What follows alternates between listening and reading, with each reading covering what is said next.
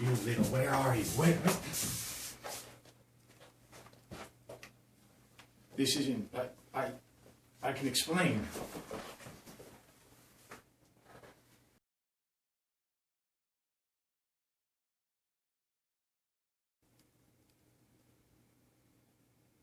Okay, students, you haven't seen anything strange recently, have you? Like, I mean, never mind, everything's fine. Welcome back to our third class, and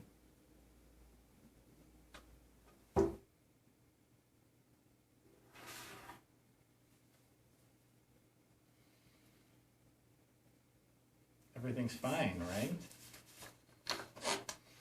Welcome back to our third class. Third time is the charm, right? Hopefully we only have one more of these after today because I really want to get our face-to-face interaction and get some discussion going. I mean, to be honest, the Google Classroom stuff is working out better than I expected, but it's still, I think, not as good as being in class would be, right? Okay, let's talk about today's quote.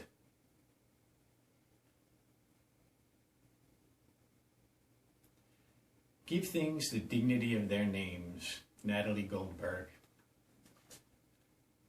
What does that mean? It means, well, I'll give you a hint. It's from an essay that she wrote called Be Specific.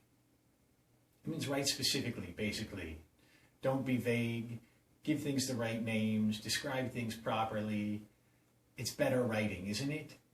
Why do I bring this up now? Well, you've seen some of the answers on Google Classroom, haven't you?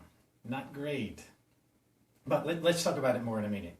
Let's go over some of the questions I've seen and heard since the last class. First thing, this is an English course, but it's really a writing course. And in a writing course, you gotta write. Unfortunately, it seems like several of you have not really gotten that message because I asked for some specific things for you to write about, and that's not what I got. I get answers of like a sentence or like a one-word comment. Listen. Be involved in the class. That's it. You got to do the work, right? How are you going to survive writing 101, writing 102, other classes if you can't make it through this one? The second thing is, please read the assignments carefully. I'm going to talk about this more in a minute, but it seems like several of you didn't watch the class video, and I keep them short, and hopefully they're kind of fun. Right, Johnny from the streets? See? Fun. And so I get answers that aren't really what I asked for. And this is stuff you have to worry about, not just in this course, but in any course that you take. Let's get it together here a little bit, okay? The next one, attendance. I have really no way of knowing if you watched the class video or not. You should watch it. I spend a lot of effort making these, but like, what am I going to do? You could just turn it on and walk away, even, right? So my attendance is based on your participation in the class exercises. As long as you do the work, the assignments, and you submit them on time, I'm going to mark you as here. That's fine, right? Next one, journals. People keep asking me about the journals, and I talked about them in the last two videos very quickly. The template is in the last class uploaded thing on Google Classroom. Look at it. That's basically what your journal should look like. Write it in Google Docs. Just keep it there. When it is due, the submission will open. You share the file through Classroom. That's it. Easy peasy. Just keep writing it for the time being, and you'll upload it when, like a month from now, April 8th, I think. All right, and the next one. If you have any course-related questions, post them as comments. I get the same questions over and over because people love to email me for some reason. I would prefer not to spend all day answering emails. Like, if I wanted to do that, I would have stayed in business. You get paid a lot more there, but I came to teach. I would rather be teaching than doing administrative work. Good. All right, next one, specifically about how we answer our questions and how we respond. When we do a reading response, like let's say we're talking about the poems or we're talking about one of the readings that we've uploaded, they should always start with a strong topic sentence. The topic sentence should say the author's name, if known, and the piece's title, if known. But you definitely have to know at least one of them, right? So for the poems, you would say something like, in William Carlos Williams, this is just to say, blah, blah, blah, blah, blah, blah, blah, blah. Add your opinion, bam, topic sentence. We know what reading you are talking about. We know what your idea is. In addition, because some of you wrote just like 1 or 2 sentences, we need more than that. Include some textual examples. In this line, in this stanza, he said this, or in this paragraph from the Western Women's Harem, she said this. This is what I think. This is what a response is. Give your opinion. And remember what I said about Natalie Goldberg. Be specific. Okay, next. Let's talk about the Mount Everest activity. A lot of you did a very good job on it, but more than a normal amount of people did a terrible job on this activity, okay? I want to explain here. If you watch the video, I explained specifically what I wanted. It's about 12 minutes into the first class video, and I said, I want you to write 2 paragraphs. In the first paragraph, I want you to explain the process of how you come up with the answer. And then in the second one, I said, I want you to look online and find the correct answer, something like that. And I want you to compare the correct answer with your idea. Remember, our first essay is a compare-contrast essay. We're talking about comparisons here. That's not what many of you did. And so, what am I supposed to do?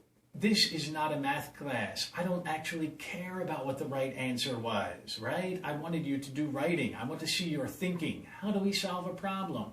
The answer is not important. Honestly, I still don't know what the answer is. 12 minutes, something like that difference? Who knows? The answer is not important. What is important is writing the process paragraph, comparing it with the correct process, and discussing. That's it. All right, moving on. Let's talk about comparative structures a little bit. I gave you some worksheets, some stuff to read. We're not going to go into it deeply because it would take forever. It's not interesting. What instead I want to talk about is how we take a reading and then we use that to improve our writing. So I went through the Western Women's Harem. I read about it, right? It's a compare-contrast essay. She talks about the Western problems of misogyny and the Muslim problems with misogyny and compares them. Now, what we do is when we're reading it, we look for language, right? And I found, there's a bunch of them, but I took 4 specific quotes out, so we're going to take a look. The first one, bam. These Western attitudes, I thought, are even more dangerous and cunning than the Muslim ones because blah, blah, blah, blah, blah. We see good comparative language here. They are even more than We want to use this when we're writing. The next one, boom. Ooh, this is good. Unlike the Muslim man, the Western man manipulates time and light. Beautiful contrasting language. Unlike A, comma, B. That works. It's nice. The third one. I realized for the first time that maybe size 6 is a more violent restriction imposed on women than is the Muslim veil. Ooh. More than, right? More A than B. This is good language. We want to pick this stuff up. All right. And a fourth one, very quickly. We see again. The violence embodied in the Western harem is less visible than in the Eastern harem. ... Less blank than. This is easy language, but we want to be comfortable with it. All right? So what I would like you to do is I want you to go through the Grant versus Lee essay and look for this type of language. Just highlight it. Think about it. Think about ways we can use it in our own writing. This is how we become better writers. Isn't that what we said yesterday? Not yesterday. Last video.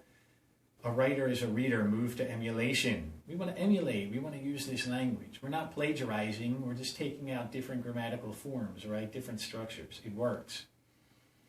All right. Next part. Annotation. There is not one specific way to do reading annotation, but this is what I like to do. I have a paragraph up here, okay? This is also from the Western Women's Harem. What I like to do is I like to split the paper into two sides, left and right. And on the left side, I like to summarize. I write notes. So for a paragraph like this, on the left side, I will write in whatever the basic idea is here, right? And the basic idea is that time is worse than image. I don't know if that's a good, but that's basically it, right? So we write that. She believes time is worse than image in oppression of women or violence against women. And we go down, we make some other notes. What does she say? Western women should look childlike. Weird, right? Childish, she says. Childlike is kind of positive. Childish is negative. Don't we know that? And brainless. Assertive women are scary, she says. So we take all these notes, right? And then on the right side of the paper, I like to write questions. So for here, okay, what does this mean? Immanuel Kant. There's a footnote, but what do we know about Kant? What does Kant have to do with this? I know the moral imperative, the good nature, right? I'm familiar with that stuff. But I never heard this theory about childish and brainless. So we want to make a little question. Where did Kant say this? What do we want to know about it? We can look it up later. So we do this, we put our notes and we put our summary on the left side. I'm facing you, so it's on my right. The left side. And we put our questions on the right side. When we're done, if we look just on the left, we have a decent summary of the paper, right? And if we look at the right, we have stuff that we need to follow up upon. All right. Next. Subject-verb agreement, really quickly. 99% of subject-verb agreement is very simple for you at this time, but I want to point out one thing really quickly. I'm trying to avoid grammar while we're doing these videos because it's so boring even in class. So if you're really worried about grammar, once we get back together, we're going to go through it a little more, even though it's still not our primary focus. But anyway, for subject-verb agreement, we need to be careful of collective nouns that look plural but are singular. One of the specific things here is sports teams' names. I love the Philadelphia Phillies. Now, the biggest problem is sports teams' names look plural. There's an S on the end of all of them, right? The Doosan Bears, as I put up here. But they are singular. They're collective nouns.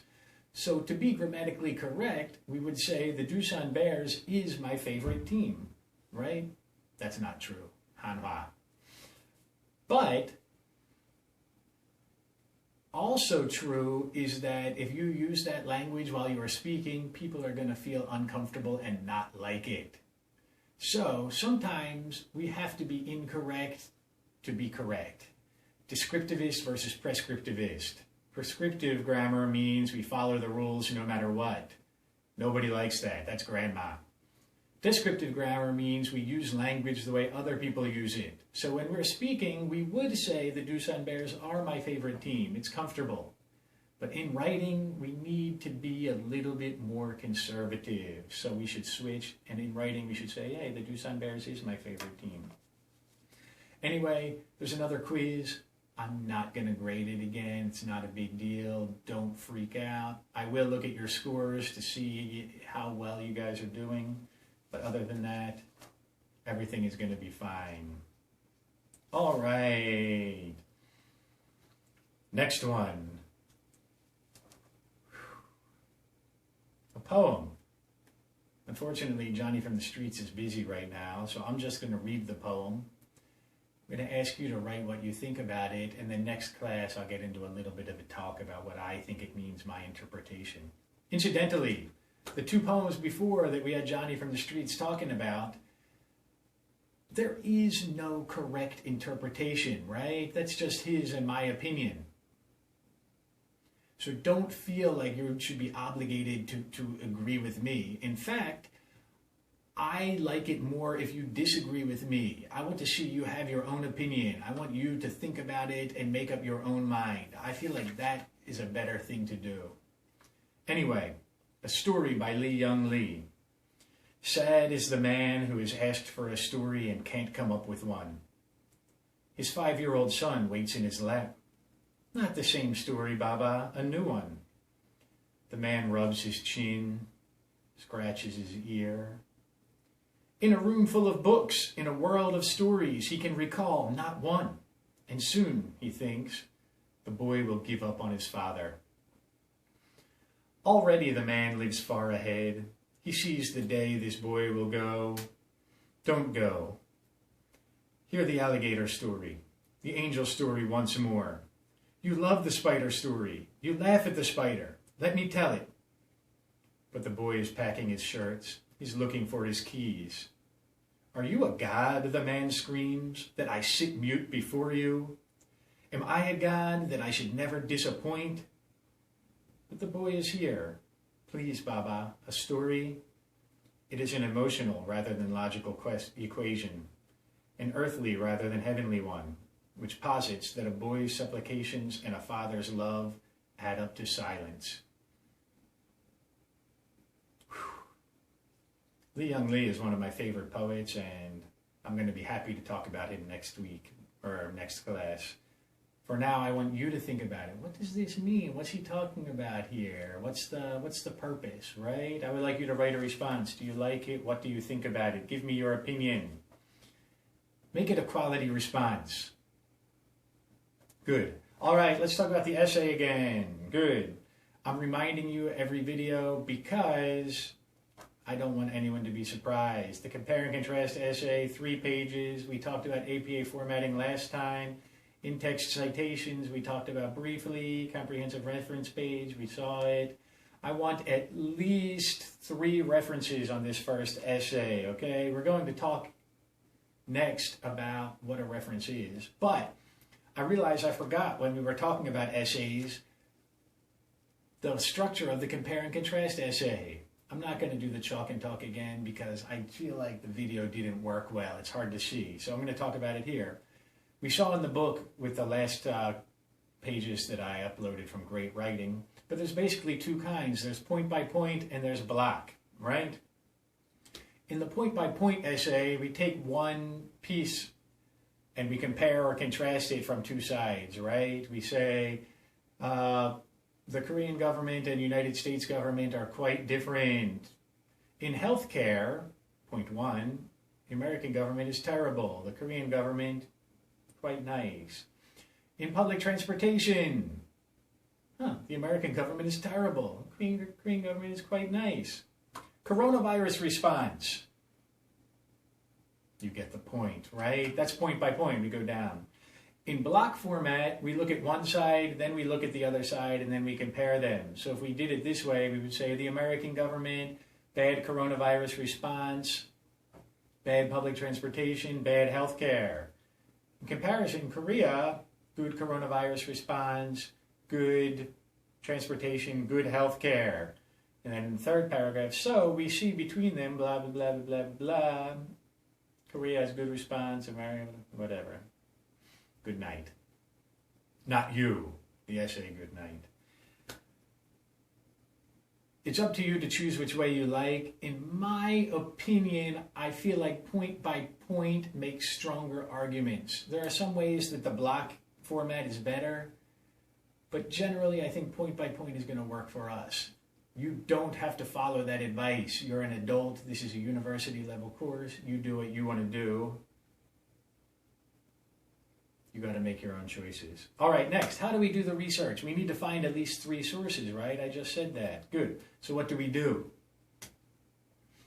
We go to Google and we type in job facts, blah, blah, blah, and we find veganjoesantivaxblog.com. It's covered with ads and there's blinking stuff. Is that a good source? No. How do you know? We look at the URL. If it's a blog, probably not a good source, right? Unless we click on the About button and the guy says, oh, I'm the principal researcher at blah, blah, blah corporation, university professor here and here, then it's probably all right, okay? Most of the time, not okay. So what is okay then? Well-known news sources, right? If we want to use Time Magazine, New York Times, Washington Post, we can use Korean newspapers as long as it is in English. I don't want you to use any Korean sources. So you could use like the Korea Herald, Korea Times in English, Channel News Asia, things like that. Wikipedia. No, don't use Wikipedia as a source. What's great about Wikipedia, though, if you scroll down to the bottom, they show where the research comes from. Those are generally good sources. So, in my feeling, if you want to get information, you go to Wikipedia first, then you go to the bottom, you click on stuff, and there you go. If you find statistical information, what you need to do is you need to find where that research came from. Don't cite a newspaper article about it. Find the research and cite the research directly, okay? We'll talk more about this as we go on, but this is another thing that I would like to watch with you, or talk about with you directly, but unfortunately we can't. I think next week I'll ask you to upload some sources online. Not this time, but start looking for them just in case. Okay, homework. Due Wednesday, let's say again. I think that's fair. All right, first things first. The quote I mentioned at the very beginning, Natalie Goldberg's Be Specific essay. I would like you to read it and annotate it. It's quite short this time, don't worry. I know I've given you a lot of work recently, I think. I want you to write a response to it, answer the question that I put on the Google Classroom about the reading, and again, I want you to comment twice. Remember, follow the instructions, do a good job, okay? Write the proper amount, express your opinion clearly, be specific. Good. Next one, the subject-verb agreement quiz. It's pretty simple. I'm not grading it. I'm checking to make sure that you know what you're doing, you're in the right place. Good.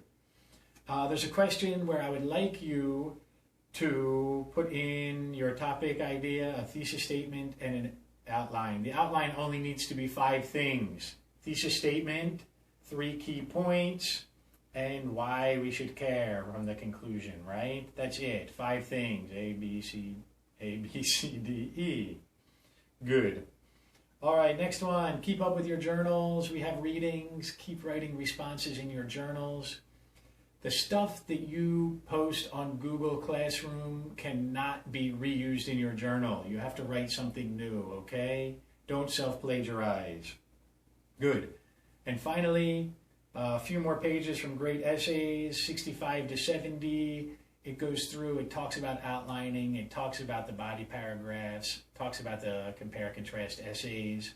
So do it.